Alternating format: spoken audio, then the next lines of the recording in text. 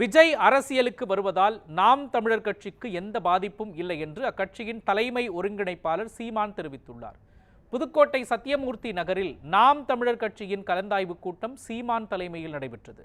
முன்னதாக செய்தியாளர்களிடம் பேசிய சீமான், அம்பேத்கருக்கும் பெரியாருக்கும் விஜய் மாலை போட்டதை வரவேற்பதாக தெரிவித்தார். நமது வரலாறு, மொழி உள்ளிட்டவற்றை கற்றுக்கொண்டு விஜய் அரசியலுக்கு வர வேண்டும் என்று கூறினார். 2026 நாம் தமிழர் கட்சி தனித்துதான் போட்டியிடும் என்று அவர் குறிப்பிட்டார்.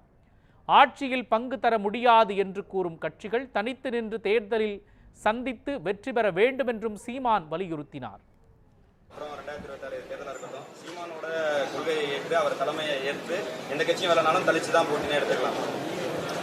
எந்த கட்சியும் வந்தாலும் வரல. நான் சொல்லிட்டேன், திராவிடம் இந்தி அதோட உடன்பாடு இல்லை. தேர்தல் இந்த கோட்பாட்டுக்கு மாற்றாதான் நாங்கள் இந்த கட்சியை உருவாக்கணும். நாங்கள் திராவிடரும் இல்லை, இந்தியரும் இல்லை, தமிழர்கள். எங்களுக்கு சாதிய மத அடையாளங்கள் அல்ல.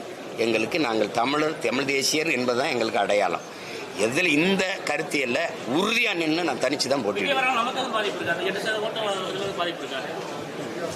என்னால எல்லாருக்கும் பாதிப்புன்னு இருந்தீங்க, இப்ப திடீர்னு பாதிப்புங்கிறீங்க.